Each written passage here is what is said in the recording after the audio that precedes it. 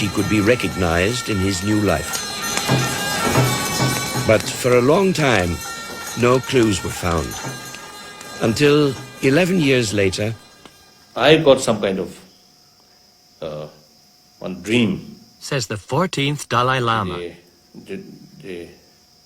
The location, the area where you see the present is the Karmapa was born. One valley is naturally is because of the stones and the lawns. Looks as a high altitude, and then facing is the south. And there's some stream, small, beautiful streams.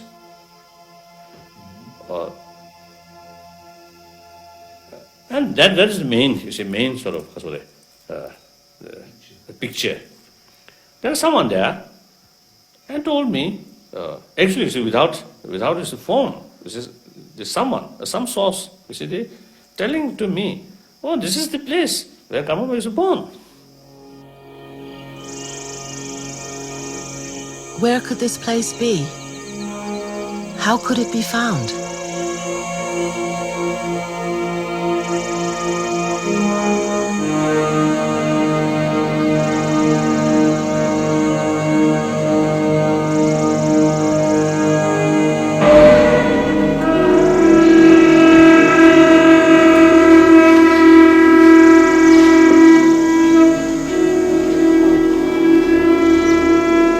Here in northern India is where Situ, one of Karmapa's 4 interim regions, made an interesting discovery.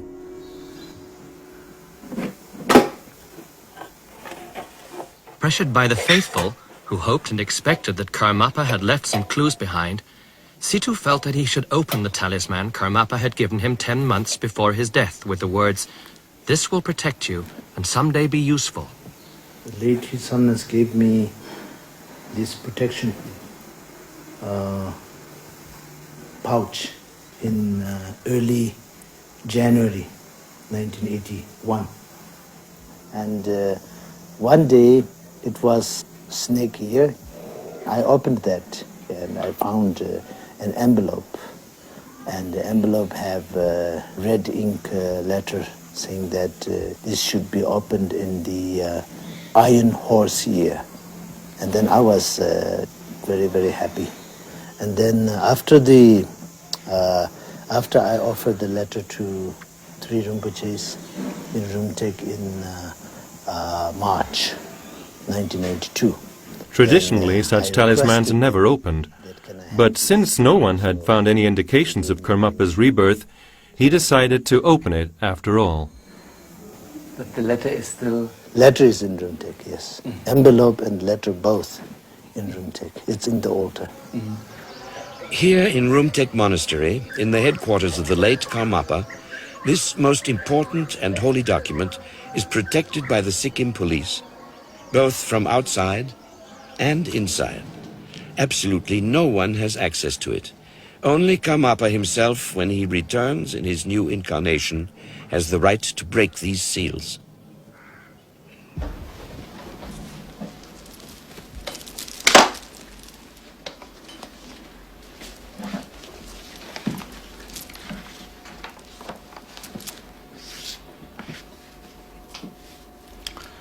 But I have a copy here of the sacred letter, and this is in Tibetan, so I will read this.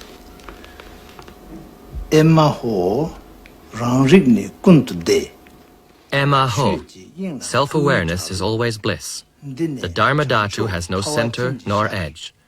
From here to the north, in the east of the land of snow, is a country where divine thunder spontaneously blazes, in a good nomad's place with the sign of a cow. Method is Dundup, and wisdom is Lolaga.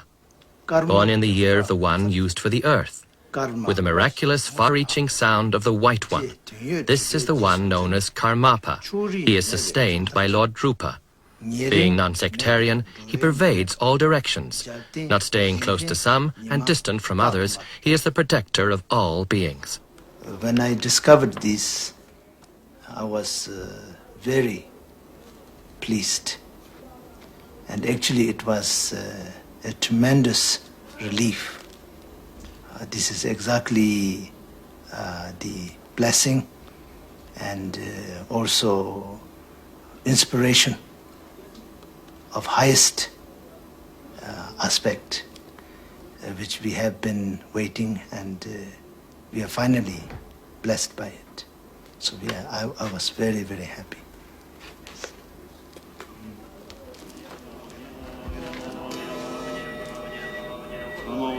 This letter was interpreted by Gyaltsap on the left, Jamgon, Situ, and Shamar on the right working together. They all came to a unanimous conclusion, which Gyaltsap reads to us.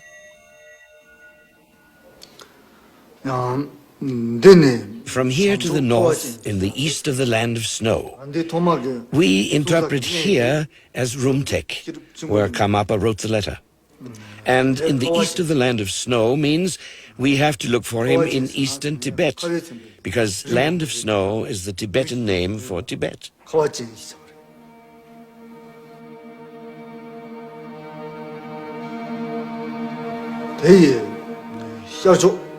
Where divine thunder spontaneously blazes indicates a district in eastern Tibet.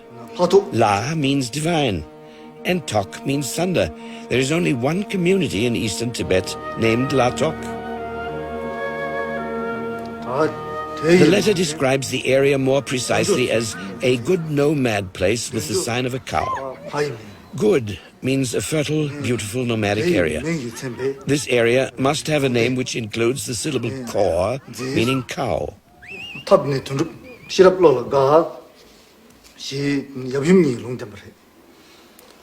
The next line, method is Dundup and wisdom is Lolaga, predicts the names of the parents. It refers to the Buddhist symbolism.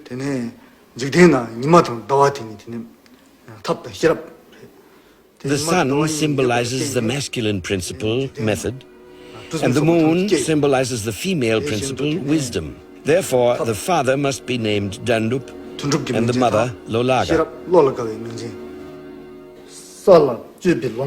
Born in the year of the one used for the earth, prophesies the year of his birth.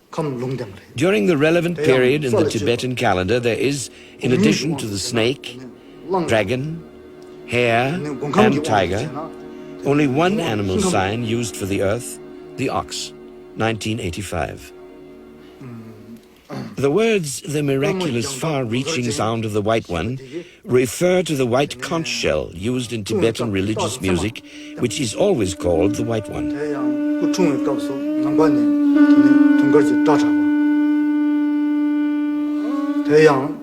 Sustained by Lord Drupa refers to Situ, whose Buddhist name of honor is Drupa. In his previous life, Situ had identified the last Karmapa and was chosen to exercise this function once again. With respect, so much for the moment. Jamgon, Karmapa's other interim regent. What do you personally think of the letter? Very precise. Do you think the information which the letter contains and how you interpreted it will enable you to find the reincarnation of Karmapa? Yeah, you could say that.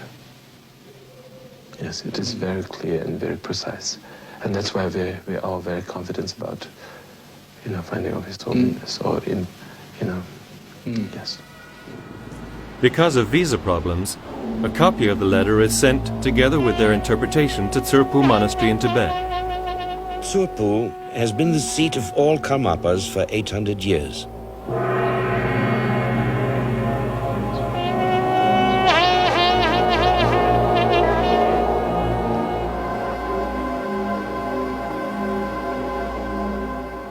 Drupon Dechen, the abbot of the monastery, gives Tomo the task of leading the search with the letter as guide. Take Ashang Lodro with you and travel to Kham in eastern Tibet, and then follow the directions in the letter. The reincarnation of Karmapa is something so unique. It's like an offering cup made of a pure blue Benshuya jewel. Hopefully, after 12 years of waiting, all our wishes are going to be fulfilled. The letter brings a blessing.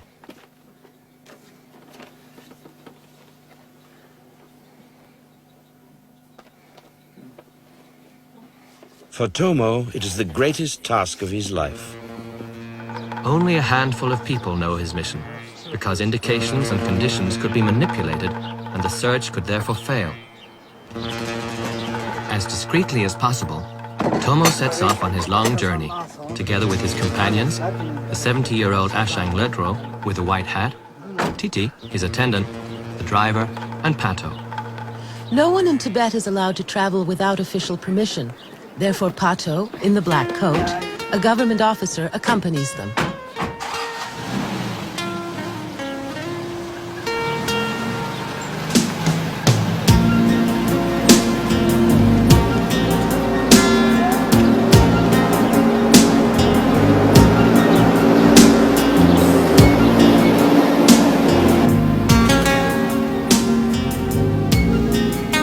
It's more than 1,000 miles to Latok, eastern Tibet, and several military checkpoints have to be passed.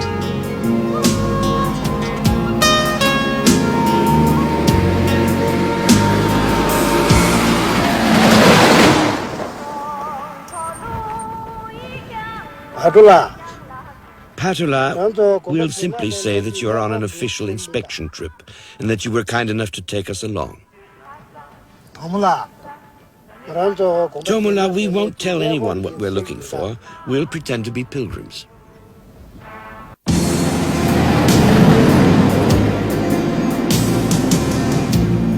The job they have to do is very risky because searching for a reincarnation is condemned as a superstitious activity by the Chinese and severely punished.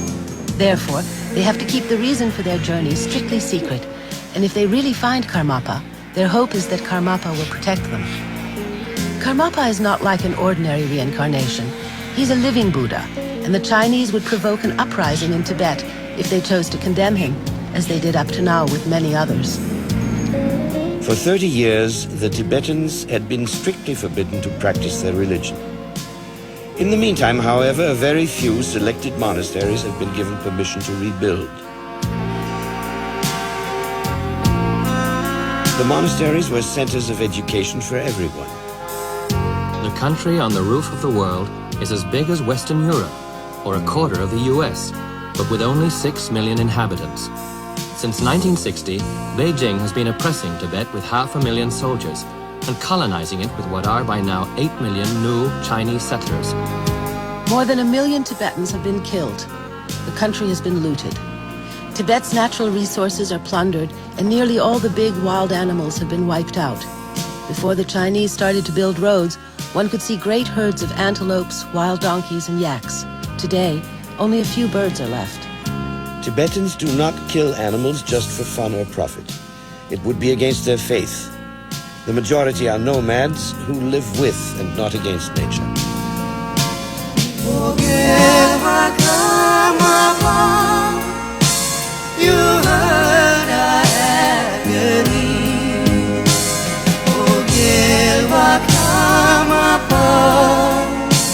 You saw our misery.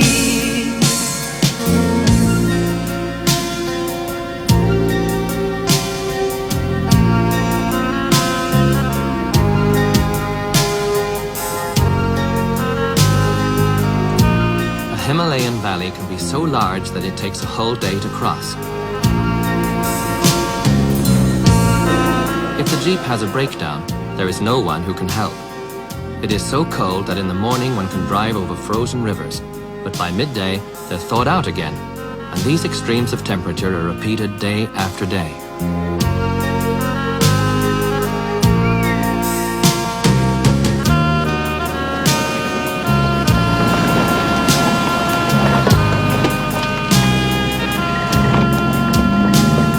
This is a search where nothing may go wrong. The monks from Tsurpu bear an enormous responsibility. If they're not able to find Karmapa, they will disappoint millions of people whose faith in reincarnation as a law of nature will be deeply shaken.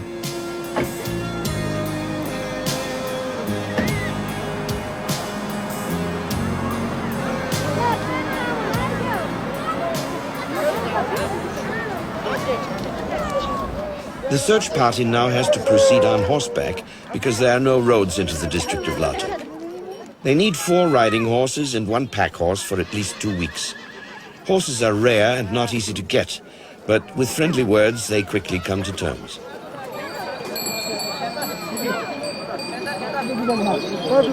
Before drinking, one always sacrifices a few drops to the hungry spirits. It's a beer made out of barley, or salty butter tea, which tastes like a greasy broth.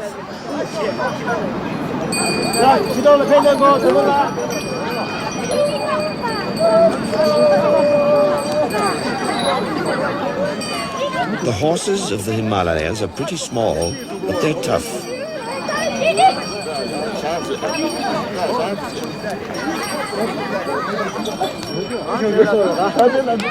Without giving themselves away, the men continue the search. Now the arduous part of the journey begins. A day's ride to Latok over high passes and through dangerous ravines.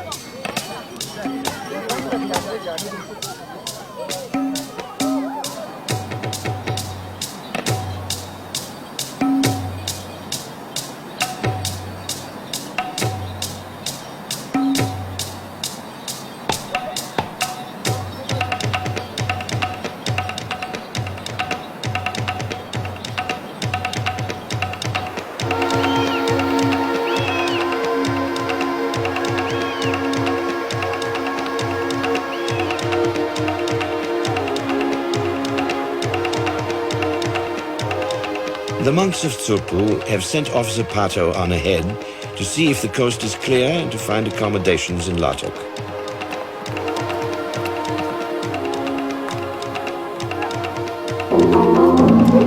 After 3 days in the saddle, Pato reaches Latok.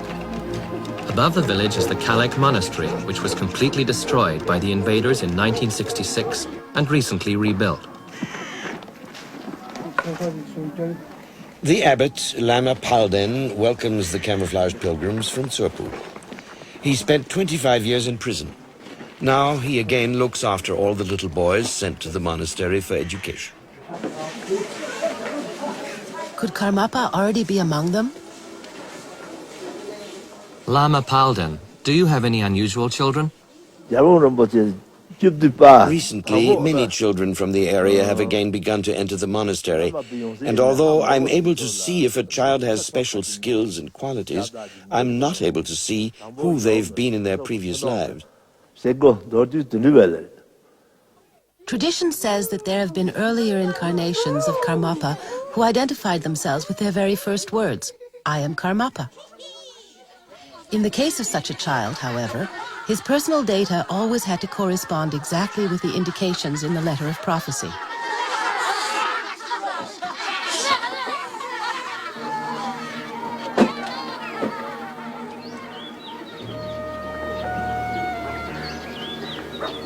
Tomo and Lodro not only interviewed monks, they also talked to people outside the monastery.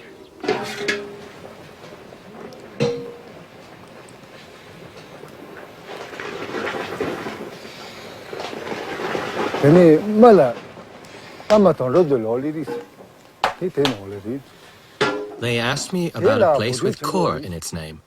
Yes, I said. Pakor, the Valley of the Cow, isn't far from here.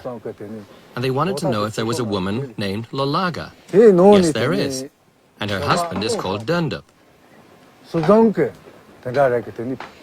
The men said they were relatives and wanted to know all about their children. So I told them Lolaga and Dundup had 6 daughters and 3 sons. The oldest must have been born in the year of the hare, the middle one in the year of the ox, and the youngest in the year of the pig. When they heard all that, one of them folded his hands and began to weep.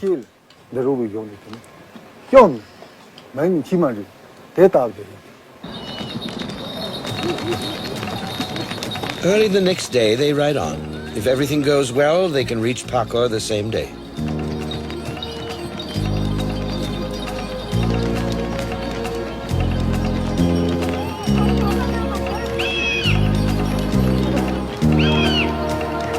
"12 years of waiting, and now only one more pass to cross."